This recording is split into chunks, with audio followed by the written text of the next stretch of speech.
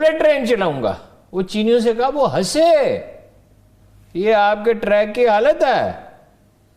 انہوں نے کہا اسی کو امپروو کر سکتے ہیں. انڈیا میں بھی یہی حالات ہیں ارون صاحب؟ نا جی, انڈیا میں 90 کروڑ روپے ماہانہ منافع ہے ریلوے کا. 90 کروڑ منافع ماہانہ. جی, انہوں نے 40% ریلوے ٹریک میں اضافہ کیا ہے, 40%. صاحب ٹرین کے حادثات کے اوپر بات کرتے ہیں. گاہے بگاہے بڑی ایسی خبریں آتی ہیں, مگر اب کی بار جو کراچی ایکسپریس سے ریلیٹڈ خبر آئی ہے وہ بڑی تکلیف دہ. ہر بار تکلیف دہ ہوتی ہے, مگر اب کی بار تو حادثہ بھی بڑا ہے, زخمیوں کی تعداد بھی زیادہ ہے, اور تحقیقات ہی بس ہو رہی ہیں ابھی تک. ریلوے کی حالت ایک ایسے خستہ مکان کی طرح ہو چکی ہے جس کو بہت پہلے اس کے حال پہ چھوڑ دیا گیا, جس کی کبھی مرمت نہیں کی گئی. آپ نے غور فرمایا کہ 80% سے زیادہ, شاید 90% سے زیادہ حادثے یہ سکھر سے حیدرآباد تک کے جو ایریا ہے اس پہ ہوتے ہیں. یہ سکھر دبین غالباً اس کو ریلوے میں کہا جاتا ہے.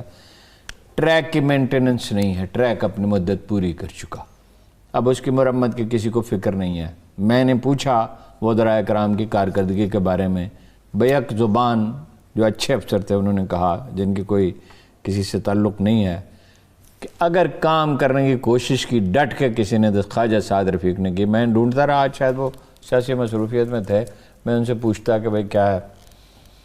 شیخ صاحب تو نیم دلی کے ساتھ کام کر, میں نے تو ٹائم تو خیر شیخ صاحب بھی دیتے تھے, مطلب یہ ریل گاڑیاں چلاتے رہو. ہاں جی, صرف ایک حادثہ نہیں ہوا, 2 گاڑیوں کے انجن بند ہوئے, 16 گھنٹے ٹریک بند رہا, 16 گھنٹے ٹریفک رکی رہی. یہ تو اگر مغربی معیار سے دیکھیں تو یہ تو ہے ہی خطرے کا سفر. بھرتی جو ہے وہ سفارشوں پہ, کوئی مانیٹرنگ نہیں. اگر ڈرائیور سفارش پہ بھرتی ہوگا, کیا ڈرائیور ہوگا؟ اچھا, مجھے انہوں نے بتایا کہ وہ اینٹ اوپر رکھ کے نا سو جاتے ہیں, چلتا رہے گا کام. اچھا بھئی, اس میں بڑا سخت کڑا معیار ہونا چاہیے. ریلوے ایک ادارہ نہیں ہے, یہ 25-26 ادارے ہیں, ان کا مجموعہ ہے, جن کے لیے بڑا ہوم ورک کیا گیا تھا. جب یہ بنایا گیا تھا انگریز نے, تو تمام بہت ڈیٹیلز کے ساتھ تفصیلات طے کی گئی تھی, مانیٹرنگ کیسے ہوگی. ریل کے ڈبے یہاں بنتے تھے بھائی, انجن بننے لگے تھے, وہ سب کیا ہوا؟ اچھا, اب وہ غلام محمد بلاور صاحب نے اس کا بیڑا غرق کیا. مجھے یاد ہے کہ وہ ریسرچ کر کے جنرل کیانی نے کوریا سے وہ اپنا سسٹم بدل رہے تھے. $10 بلین والا انجن جو ہے $1 بلین میں انہوں نے بتایا کہ بھائی وہ مل سکتا ہے, لے لیں. نہیں لئیے, چین سے انجن لینے, سوٹ کرتے ہو یا نہ سوٹ کرتے ہو. اس وقت تاثر یہ ہے کہ جو جنرل مینیجر ہیں, اگین وہ اعظم خان کا تحفہ ہے. وہ ہر طرح کی تاثر یہ, اب اس کی تحقیق کرائیں. عمران خان صاحب, اگر آپ کو اس ملک سے کوئی دلچسپی ہو ریلوے سے, تو تحقیق کرائیں.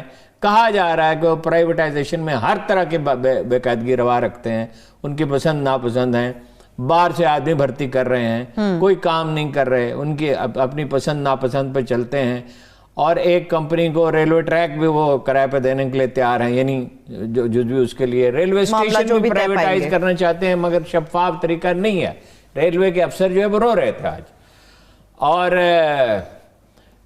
ریل گاڑیاں بھی, مال گاڑیاں بھی, ہر چیز پرائیویٹائز کریں جو چیز ہو سکتی ہے. ایک تو بات یہ ہے کہ یہ غریب آدمی کی سواری ہے, اس کے اس پہ نثار ہے 1 کروڑ آدمیوں کا.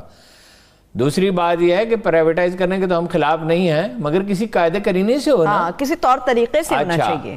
تو ارد گرد انہوں نے کہا ایسے لوگ جمع کر لیے, باہر سے آدمی بھرتے کیے جا رہے ہیں. بھائی پاکستان میں, پاکستان ریلوے کے علاوہ ریل کا تجربہ رکھنے والا اور ہے کون؟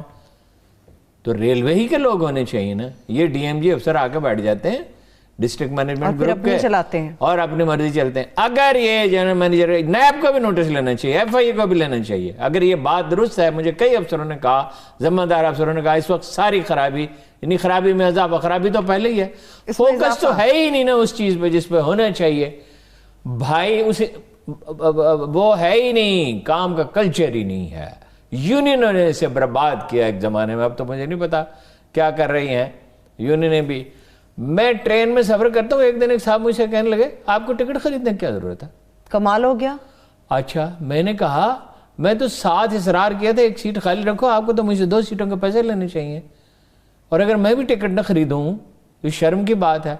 وہ پانی پلانے کے لیے آتے تھے, وہ پانی منگواتے تھے, کھانا منگا, وہ چھوڑے جی, پیسوں کو چھوڑے. میں تو حیرت زدہ رہ گیا. میں نے اسے ٹھیکیدار سے پوچھا کہ یہ کیا قصہ ہے؟ اس نے کہا ریلوے والے تو کوئی پیسے نہیں دیتے، ریلوے کے افسر تو، اور آپ کے بارے میں بھی انہوں نے کہا تھا کہ بھائی ان سے پیسے نہ لیں۔ میں نے کہا بھائی مجھ پہ تو مہربانی کرو، مجھے اس سے تو بچاؤ، تو ذلت کی بات ہے، مفت کا کھانا میں کھاؤں اور مفت کی چائے پیوں مجھے۔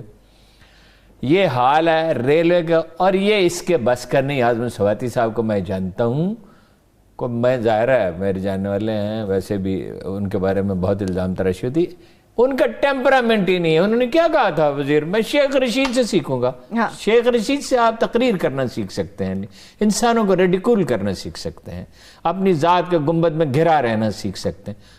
سیکھنا تھا تو سعد رفیق کے پاس جاتے، ریلوے کے افسروں کے پاس جاتے۔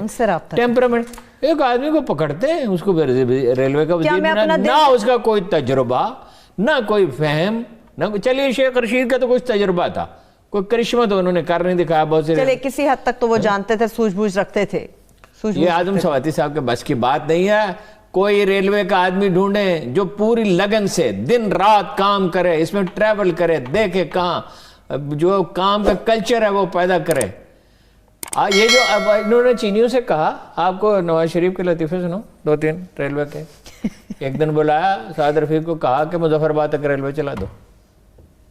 بھائی سواری ہی نہیں وہاں، تو 3 پاپولیشن ہے اور اتنا وہ مہنگا ہوگا۔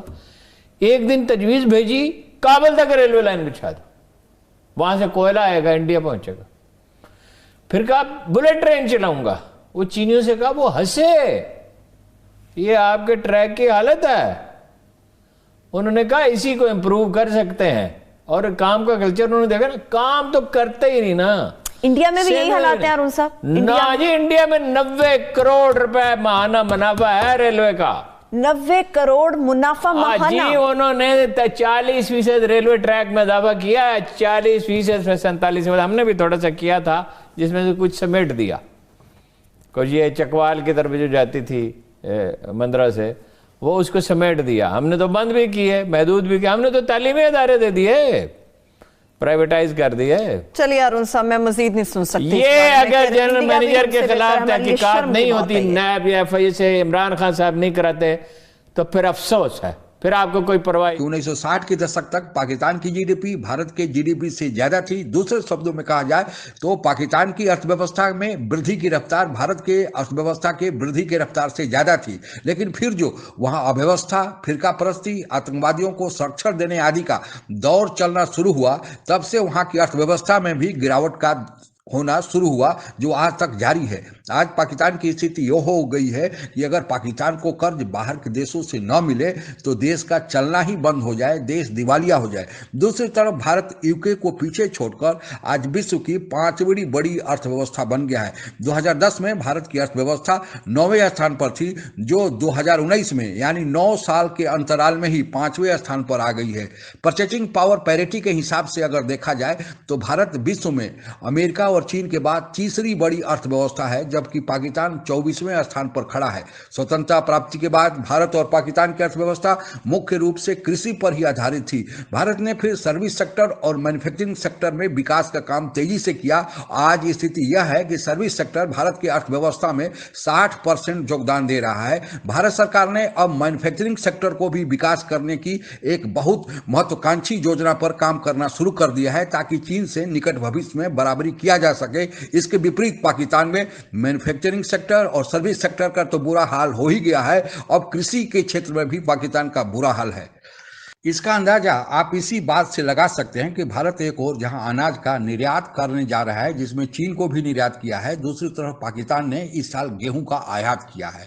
ایز آف ڈوئنگ بزنس کے حساب سے جو یہ دیکھتا ہے کہ کس دیش میں بزنس کرنا کتنا آسان ہے، بھارت 63ویں استھان پر ہے، جبکہ پاکستان 118ویں استھان پر ہے۔ یہی برا حال پاکستان کی نیائک ویوستھا، بھرشٹاچار میں بڑھوتری، دھارمک سہنشیلتا، شکشا آدی کے چھیتر میں بھی ہے، جس کارن پاکستان کی ارتھ ویوستھا گر رہی ہے، اور ارتھ ویوستھا اگر گرتی ہے تو دیش کی بدحالی بھی شروع ہو جاتی ہے۔ اسی کارن پاکستان کی پوچھ آج وشو منچ پر نہیں ہے، اور دیش میں فرقہ پرستی اور الگاوواد اور چرمپنتھیوں کا زور بڑھتے جا رہا ہے۔